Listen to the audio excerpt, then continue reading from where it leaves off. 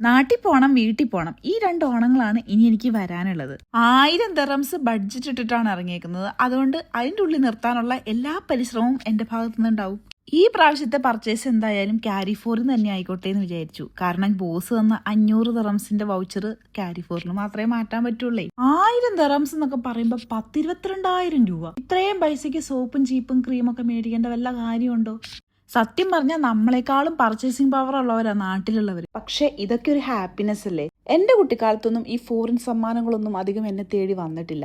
എന്റെ അമ്മയുടെ റിലേറ്റീവ്സോ കസിൻസോ ഒക്കെ പോയിട്ട് വരുമ്പോൾ വല്ല ചോക്ലേറ്റ്സോ അല്ലെങ്കിൽ ടൈഗർ ബംസ് ഒക്കെ കിട്ടിയിട്ടുണ്ടെന്നല്ലാണ്ട് കുറെ സമ്മാനങ്ങളൊന്നും ഞാൻ കണ്ടിട്ടില്ല കേട്ടോ. എന്റെ അമ്മയാണെങ്കിൽ ആര് ദുബായിന്ന് വരുന്നുണ്ടെന്ന് പറഞ്ഞാലും അപ്പൊ പറയുന്നത് എനിക്കൊരു 2 ടൈഗർ ബാം കൊണ്ടുതരണേന്ന്. ഇപ്പൊ എന്റെ അമ്മയ്ക്ക് ഞാൻ തന്നെ ധാരാളം ടൈഗർ ബാംസ് കൊണ്ടു കൊടുക്കാറുണ്ട്.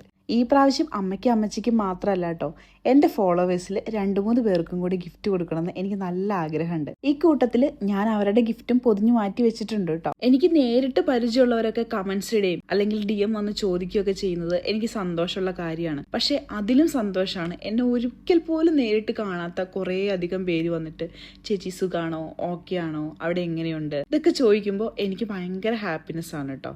അപ്പൊ അങ്ങനെയുള്ള 2-3 പേരെ ഞാൻ എൻ്റെ മനസ്സിൽ കണ്ടുവച്ചിട്ടുണ്ട്. അവർക്കുള്ളതാണ് കേട്ടോ എൻ്റെ ഗിഫ്റ്റ്.